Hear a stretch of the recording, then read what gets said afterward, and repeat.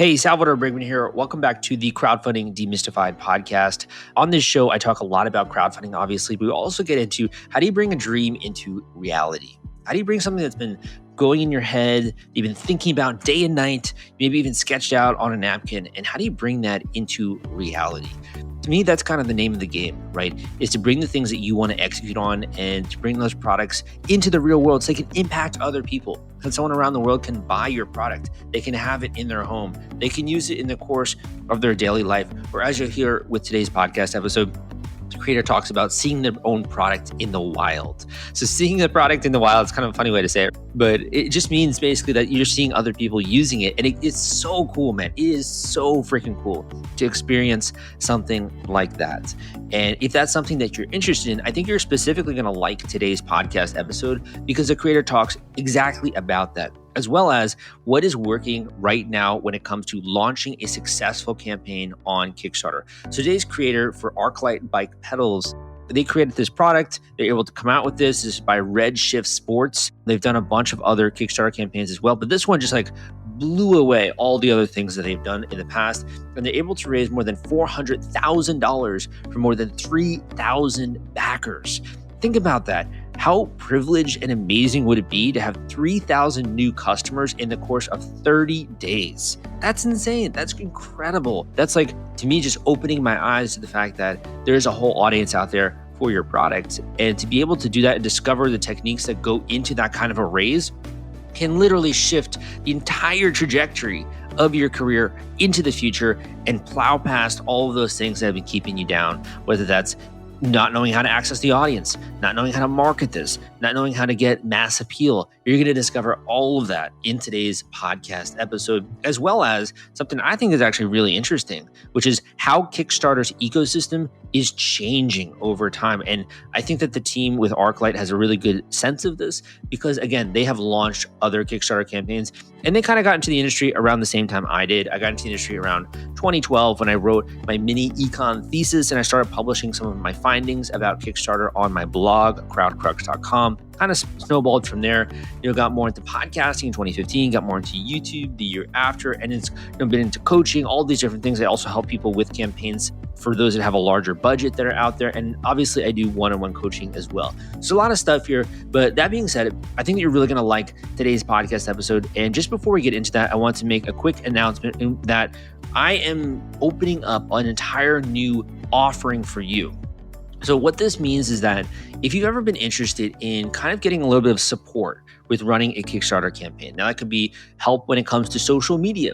That could be help when it comes to e-commerce. That could be help when it comes to doing a WeFunder campaign, if you'd like, which is an equity crowdfunding campaign, so raising investment dollars. I'm trying out a new thing where we're going to be opening a form where you can submit if you are interested in hiring my team in order to help you with this. Now, a couple of caveats here. Number one, we cannot pick for everyone to work with. There's a lot of people out there in my audience, and unfortunately, we just can't do it.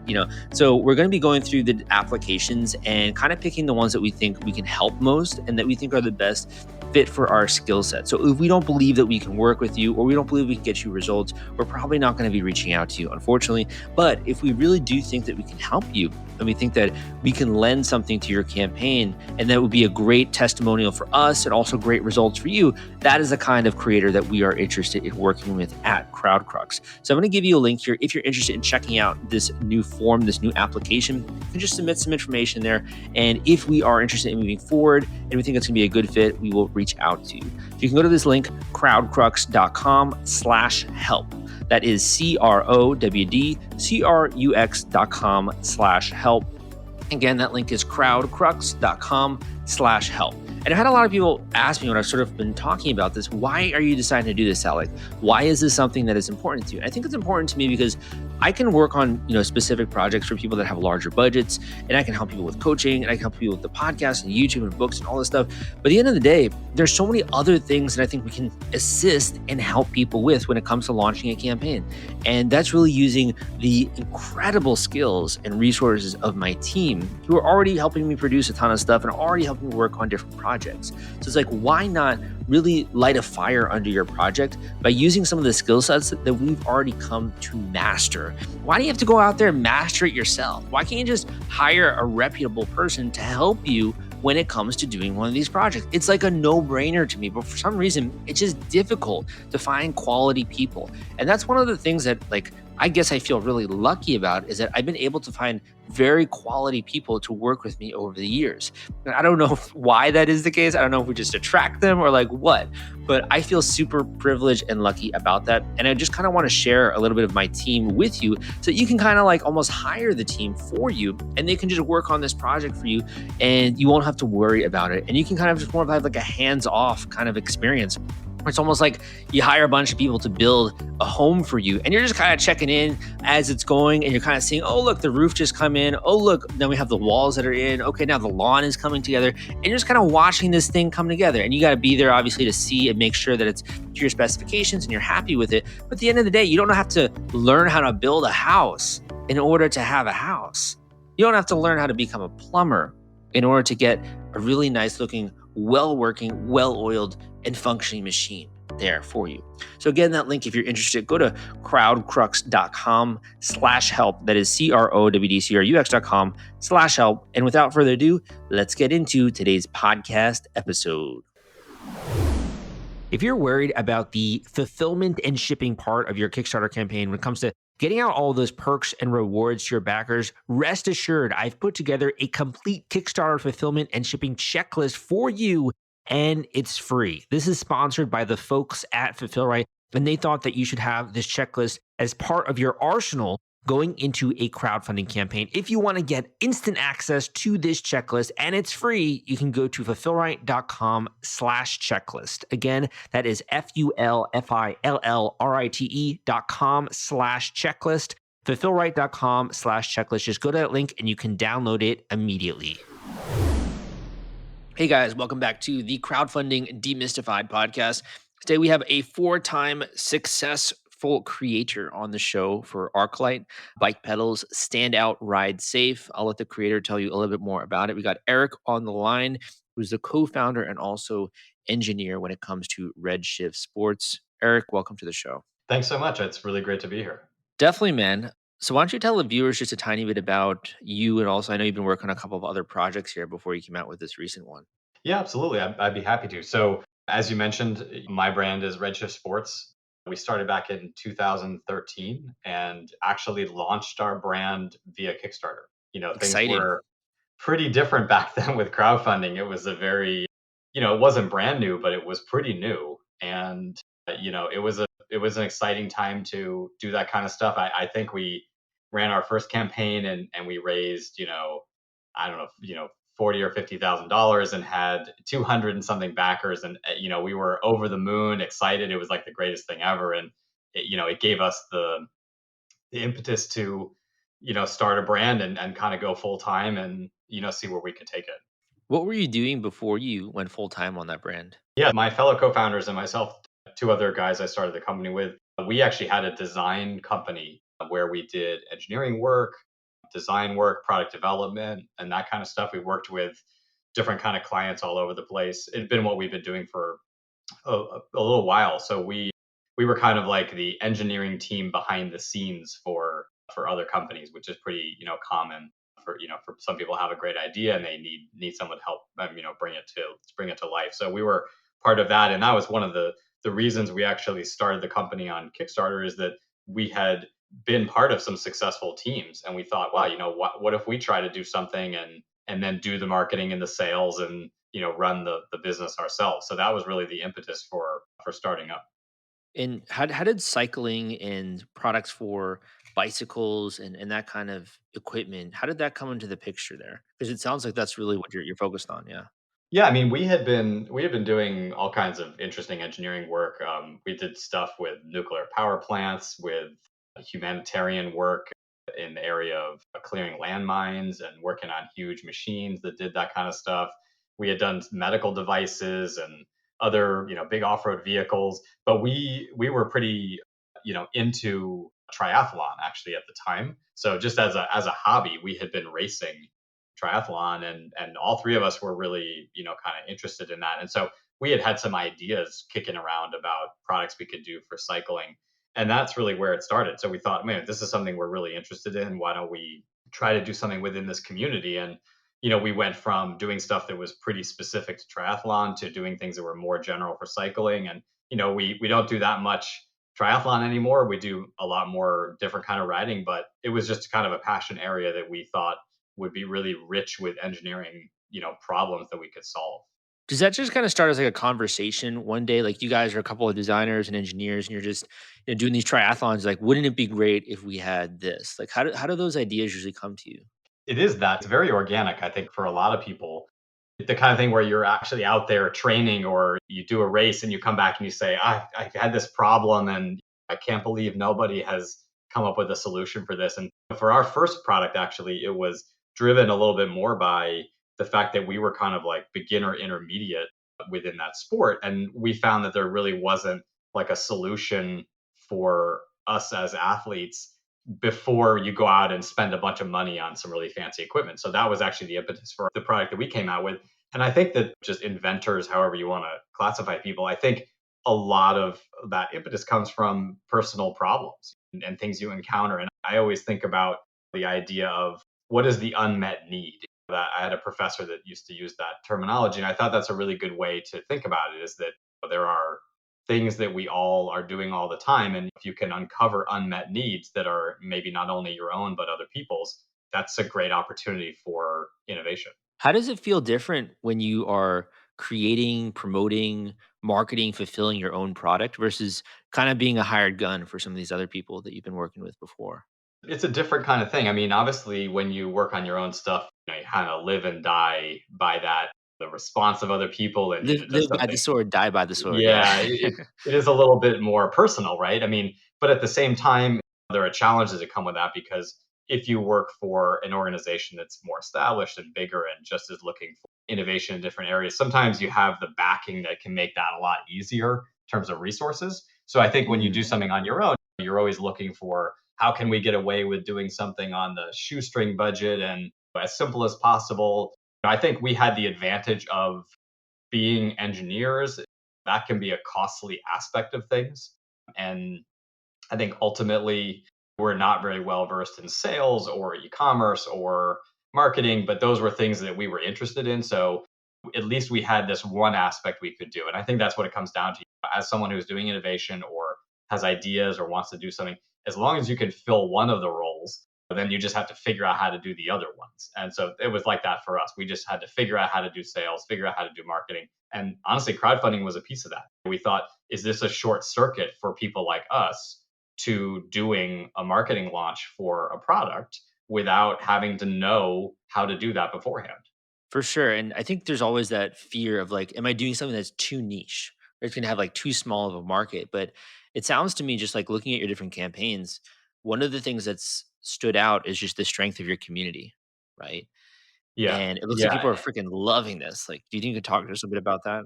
It all comes down to that too. I mean, I think it maybe someone might say that it's a little repeated too frequently, but I think when it comes to crowdfunding, I think people need to always remember that it is a community, right? I mean, this is not the whole world. This is a group of people, both on the creator side, on the kind of like people that are interested in seeing what's out there, and then on the backer side, this is a small group ultimately, and I think people are involved in it for different motivations, right? And it's an opportunity where I like to call people who are crowdfunding backers, I like to think about them as ultra early adopters. And Mm. the ultra early adopter, a different set of criteria for being a customer than someone who goes out and buys something on Amazon. And I think that if you embrace the idea that, for this ultra early adopter customer, part of what they're interested in doing is maybe having feedback and not just getting something off the ground and seeing it come to life, but maybe being part of that journey in a significant way and seeing what it's like to do that and kind of getting insight into stuff where you never get to see it before, kind of seeing behind the curtain. And I think a lot of creators do a great job with that. And I love that aspect too, because you get to kind of vicariously live through someone else's journey. It's almost like watching a documentary to some extent unfold in real time. And so I think if you remember that that's what's happening, you can really tap into the community and be one of the members of the community if you sort of look at it and feel the same way. And so I think that's how we always looked at it was we were people that were interested in Kickstarter at the time. We saw it from the backer journey and thought, well, here's what we're going to do. As creators, we're going to put something out there. If we get enough response and we get a sense that the community thinks this is a good idea, maybe we'll really launch a brand here. At the same time, we thought, well, we're making a good product. So the people that get involved with this, they'll see our journey unfold as first time creators. They will get to be a part of that. They will help us by providing feedback. And so you're both getting something really good out of this. I think sometimes people get obsessed by the raising of the money. And I think that's really a secondary aspect to crowdfunding ultimately. Yeah, because it's obviously an indication that people supported it and believed in you. Right. And I think someone that goes into crowdfunding, I mean, you must have this conversation all the time. There are projects that quote unquote make money, but most of the time, you really need to have your goals aligned with what it is you're looking to do. And I think if you're looking to run a market test for your product and see what the community who's potentially highly engaged and educated on this type of thing, what they think, well, that may be the most important piece. And you're prepared to not necessarily come out of it with some big financial windfall, and that ultimately it sets you up to start something up. And I think that's how we always like to think about it. Can we go into something and can we cover certain costs? And as we've gone on, we are willing to take more and more risk up front. And I think that obviously when you're first starting out, I mean, you can't do that kind of thing. But we're luckily in a position now where we can take a lot more risk on the manufacturing side. Mm, And our goals from crowdfunding are different than they were when we started. They're still yeah. community based, but it's a little bit of a different prospect in terms of what we're looking to. But whenever I mention crowdfunding and I'm at a party or I'm with other people, I think there's Mhm. always that feeling of like, I don't know, because there are these stories of people who haven't delivered, right? Or people who haven't done a good job with informing their backers. Is that like a conscious choice that you guys have of trying to really keep people updated? And like, how do you maintain that integrity where they're willing to back multiple of your campaigns? Yeah, and I think it's a funny thing. I mean, you could almost argue that these days it's harder to crack in than and I think that a new creator has to work harder to convince people that they are going to follow through. And how do you do that, right? I mean, you lay out your experience, but at the end of the day, people are evaluating any product the way that they're evaluating an investment, right? They're looking at the people behind it. They're trying to see, are they telling me the truth? And so I think it's twofold. And not only is it keeping people informed about what's going on, but I think it's also being really truthful upfront about where you actually are because people are smart. I mean, people can see through that. When I look at a campaign page, I can tell exactly where someone is in the process. And not Mm, everyone maybe has the experience on the engineering side, but I think most of us understand what we're looking at. So ultimately, Kickstarter, there's a little bit, and crowdfunding in general. I mean, it's about being truthful. And I almost think it's more important to be truthful than it is to actually be that far along. And so, to your point, you really want to keep people informed. I mean, we made a conscious effort to be honest about what we're doing and share with people the things that happen because at the end of the day, it can feel painful to say, that something didn't work out and we had to make a change. But every mm. time we've gone back to our community and said, hey, this thing didn't work out and we made a change and here's the reason why and this is what it means, we've gotten way more support than people saying, I can't believe that you guys don't have your shit together or whatever. Interesting. So almost by being transparent, you're kind of creating trust a little bit with it. I think that's what it comes down to. And I think that's what I mean. It's hard to crack in now because we're lucky that we created a campaign back in 2013 and delivered. And we can always Mm, go back and point to that and say, we're not just here to trick someone or this isn't all made up, right? We've followed through before. We've got all these products. We do this stuff. I think not everyone is lucky enough to have stumbled upon these things at the right time back when it was maybe a little bit more accepting. I think it really is about being transparent and sharing the real stages. And sometimes that can be uncomfortable. And I think if people are uncomfortable with that, then crowdfunding probably isn't the right place because it's not a bunch of mm. big companies. It's intended to be small creators that are scrapping for stuff, right? We're on here making a transaction that's related to funding development or manufacturing or getting a company off the ground. And I think Yeah. that the what you exchange for that is being willing to share stuff that bigger companies would never share with anyone. Good point. Good point. So, unless I'm mistaken, this is your largest campaign in terms of the number of backers, right? Do you have? Yeah, it is our largest campaign, and I mean, we're excited about how it went. I can say that we have established ourselves within the the cycling community, someone that works on innovative, interesting things. And this is a little bit of a departure from some of the products we've made in the past. So a different type of rider, honestly. It's a sort of a different riding environment. And so we're absolutely thrilled with the response because it's not like this product is something we would necessarily just sell to all the customers we've ever had. Those customers are maybe a little bit more performance oriented, and this is definitely much more of a recreational commuter oriented product. So it's a departure for us. And I think we look at the Kickstarter as being really successful with the number of backers we were able to reach and how it resonated with them. So we couldn't be more happy about that. For those that are listening to this show, do you think you could describe for them a bit about what the product looks like? Because it is so cool, man. Just like going down this page, like I want to own one of these. Looks really neat. Do you think you could just describe it a little bit to them? What is the product, like the benefits there?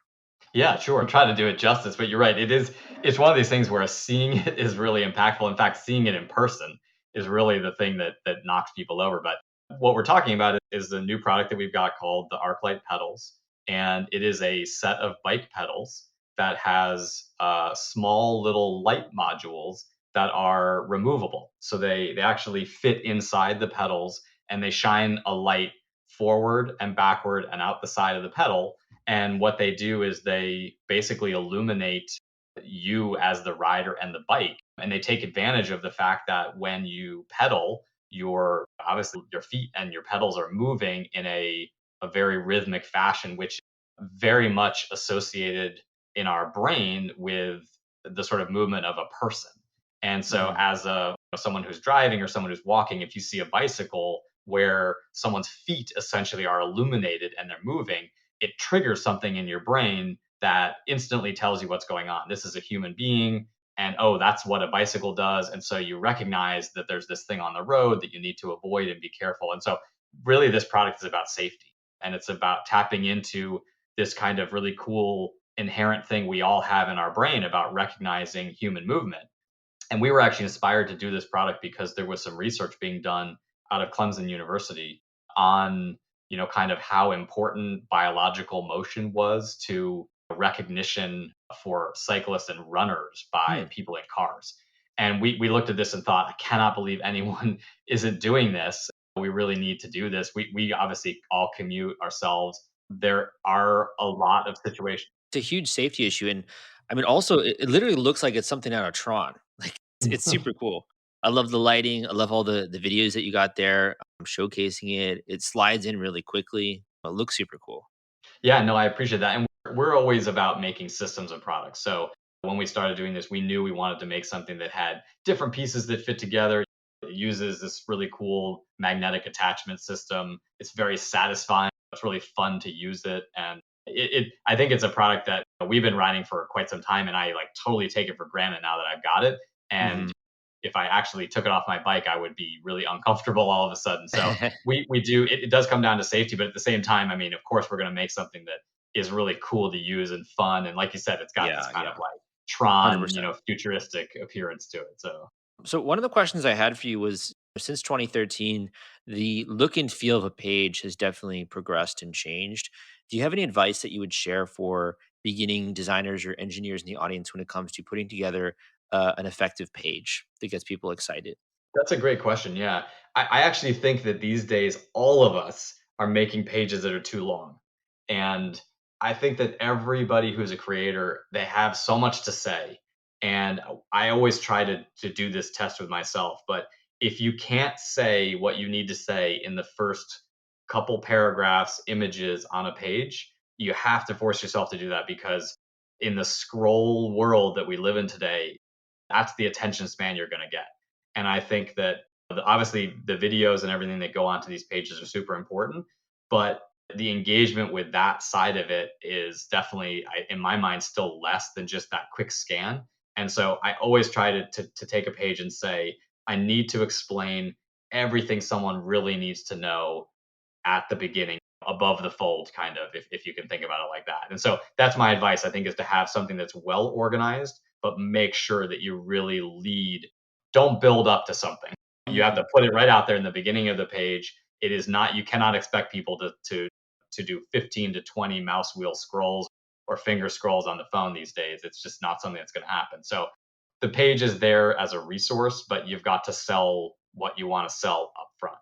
Yeah, so get straight to the point. I think the other thing that you guys have done very effectively is just investing in good photos, right? And good video footage, just to put that on the page. And it's something so easy to get, right?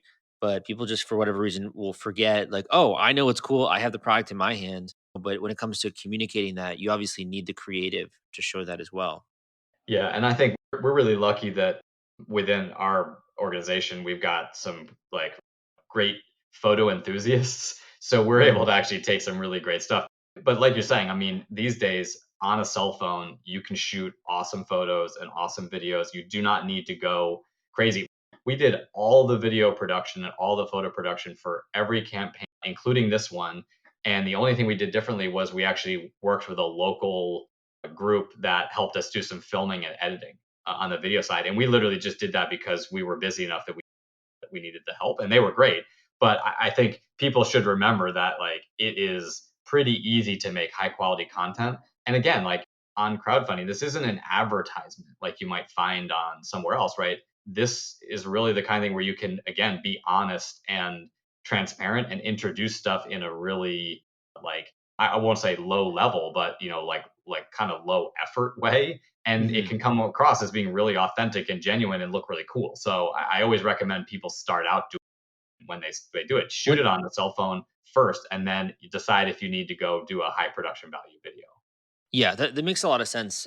One of the other quick questions I had for you, just in terms of your experience here, is a lot of other engineers and creative types, they have the ability to pull off making the product or getting it to the point where it's prototype stage. And then they're like, I need help with marketing. Have you found that to be useful, whether it comes to like newsletter services or other people who help you in this niche? Is that something they should consider if they're going into a campaign? Yeah, absolutely. I mean, like everything, it's all about kind of what I was saying earlier. It's figure out how to fill the gaps in your own skills, right? And so if you're not an expert crowdfunding marketer, you're going to need some kind of help. And I think a lot of creators are engineers, designers, innovators, inventors that maybe don't have a background in that stuff. And I would argue that marketing on crowdfunding is its own animal as well.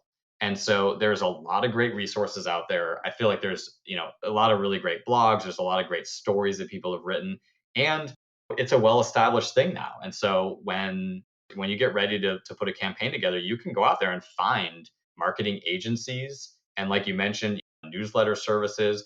And there's a lot of great stuff out there. I would say that during this campaign we just ran, we found the newsletter services to be incredibly and probably exceeded my expectations in a relatively significant way. Something we hadn't seen on our last campaign, and I don't know if it's the character of the product or the way things develop, but yeah, that was really successful. And I always tell people when it comes to crowdfunding, you get what you pay for, and that sounds kind of rough a little bit, but I say it that way because I want people to know that there is no secret marketing where you can pay nothing and get really high quality marketing help. It doesn't exist. You're going to trade something for it.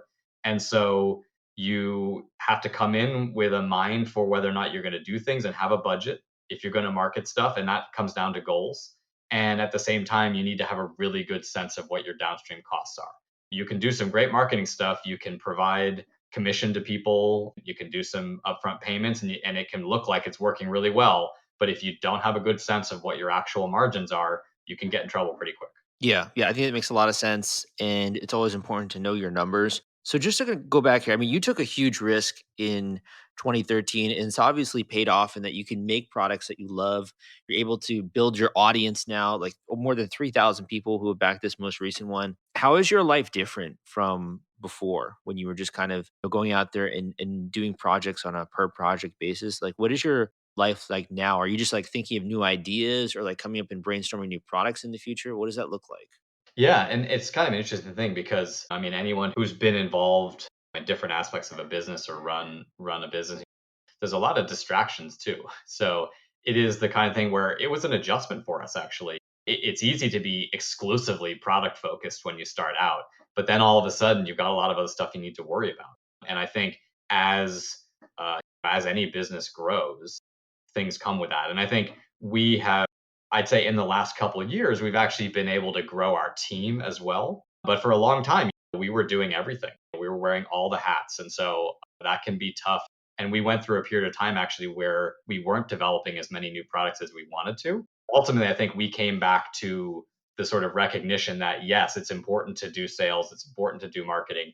But the thing that the advantage we have as an organization is making products that are interesting. And that's what we should focus our energy on. And yes, it's important to focus on those other aspects, but control the things you can control. And so I think we went through a period where we were really kind of trying to sell products and do as this great marketing. And sort of maybe we came back to the realization that why don't we just keep making cool stuff? And that's actually going to attract more attention in the long run.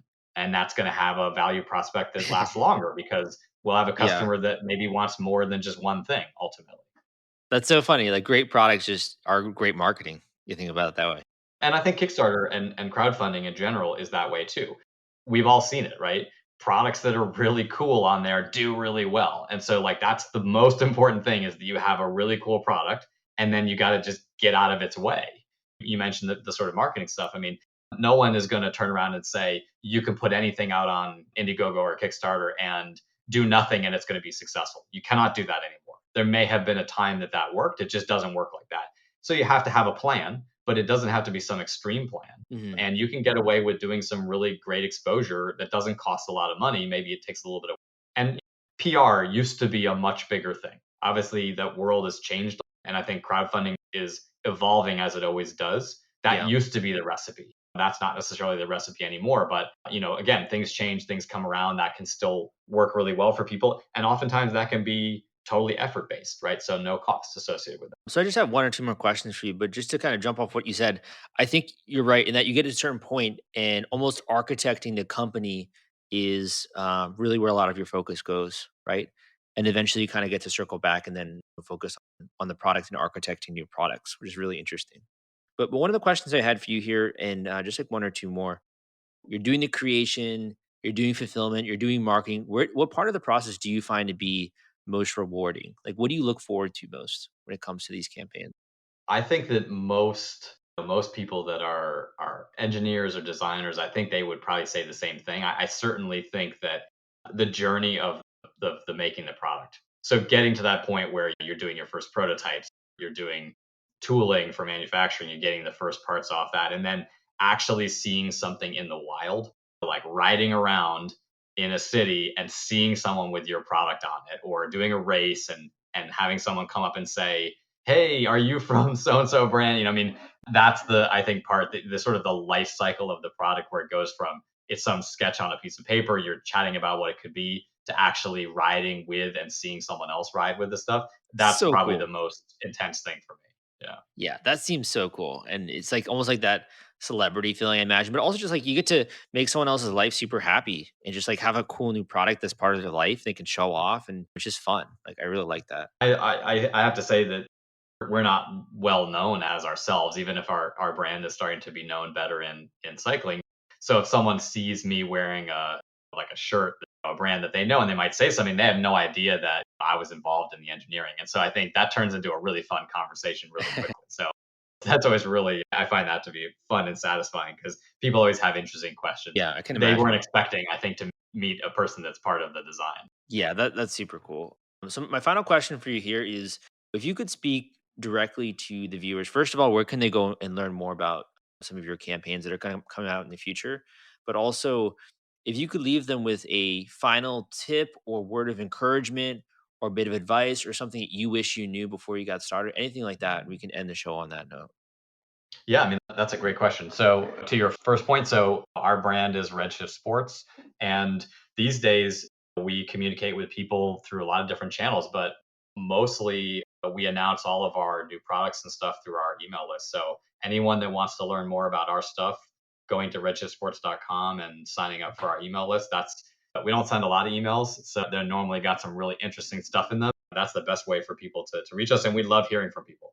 We have communication all day with customers that are asking us, can we make this? Can we make that? And sometimes we get really good ideas from it. So always appreciate when people go both on the receiving end and communicating with us. What would I have wish I had known? I think probably I think probably it's recognizing that it is this journey, this overall journey, and that doing a crowdfunding campaign is not the sort of end point. I think it's important to know it's really the beginning. And I'll give an example. So one of the products that's the most popular that we have these days, we make a small suspension system that is built into a bike stem. And product's been around since 2015, 16. And we ran a Kickstarter in 2015, and it was a moderately successful Kickstarter. We were really excited at the time. And if someone had told me at the time, this is just the beginning, and then if you let this thing play out over the next few years, you might be selling 100 times what you did during this Kickstarter every 6 months or every year. I think if people knew that in the back of their minds, it changes the way you might think about the campaign in itself. It's not about scrapping every dollar. It's about actually building up like something to jump off from. Love it. Love it. Erik, thank you for coming on. I appreciate it so much, and good luck with your future campaigns. Yeah, thanks so much. It's been fantastic. I really appreciate getting to chat about this stuff, and I love it. And if anyone's listening that wants to learn more about our stuff or has any questions, I'm always on there answering stuff. I can't get enough of it. I'm part of the community and I love it. So, but definitely reach out. Hey, thanks so much for listening to this episode of the Crowdfunding Demystified podcast. Again, my name is Salvador Briggman. Appreciate you so much, man, for showing up, for listening, for going all the way through this episode. It shows so much, I think, that you care. I also think that it's really a great investment in yourself, which is one of the most important things when it comes to this process. And it is a process. I think that doing any kind of a launch, whether that's bringing a new product into the world or a board game or something more creative, it's easy to get bogged down into thinking about the future and the vision, and that's so exciting. But at the same time, you got to put one foot in front of the other. And the whole idea behind my show and why I started it is not only to share with you how to do that from more of like a tactical standpoint and from more of like you need to use this technique, you need to do this strategy, and you got to do this and this. I think that's so important, and that's what I try to bring to you with these episodes. But in addition, there's a little bit of that inspiration. When you see someone else climb a mountain for the first time, you're like, oh, wow, that actually wasn't that hard. When you see one of your friends do something, whether that's like starting to bike to work and starting to get a little bit more exercise, you're like, you know what? I could do that. I could totally bike to work. I could definitely do that. Why am I not, investing in my health in that way? So when you see other people, other human beings doing things and being successful at it, it's like, heck, why am I not doing that? Like, I could do that the same way. And there are other people out there, and you might know these people. Other people out there will see success and they will tear it down. You know what I'm talking about? There's people out there that are like, this guy was lucky. This guy had so much money.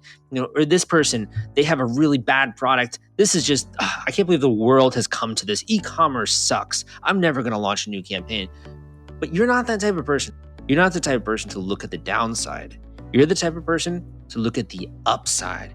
And when you see success, rather than tearing it down or getting really frustrated or angry, you want to look at the clues and the footprints that led to that success to happen. And that's really why I put out these episodes for you. Now, one of the biggest things I think that kind of prevents people from experiencing that or from replicating that is just the execution. And believe me, I completely emphasize, if you're doing another business or you have a full-time job, it is so hard to execute. Like, it is a lot of work, man. It is a lot of work to put in the nights and weekends in order to execute. And I think that if you really have strong desire, that shouldn't hold you back. So that's exactly why I put together this entire new service for you in order for you to use the assets that I have at my disposal, which is my team, our resources, in order to help you launch a campaign into the universe to get massive traction, tons of funding, and be able to bring a new product into the world. How cool is that? This isn't something where you have to, like I said in the beginning, learn how to build a house, or you don't have to hire a bunch of people in order to build a house necessarily, because you're only going to maybe be building 1 or 2 houses at most in your lifetime. You might be doing 1 Kickstarter campaign. And then when you learn it, maybe you do it yourself. This is something more of like, I think of almost like the Uber economy, where you don't necessarily have to buy a car. You could just take an Uber. It makes so much more sense. It's so much more cost effective to do that than to train a bunch of people or to learn how to do it yourself if that's not your thing. And that's why I set up this, so you can hire us in order to help you. Now, this is one of those things where There's always a lot of applications, my friend. There are always so many people that are interested in working with us or working with me or hiring me as a coach or to work on their project.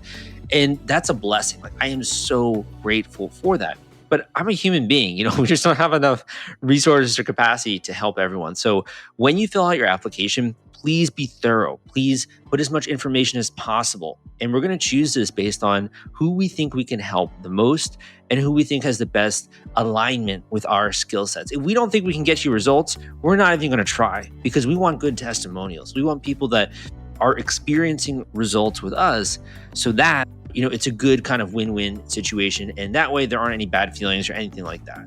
So if you're interested in looking into this and filling out that application, you can go to the link I'm about to mention. You can go to the link crowdcrux.com/help.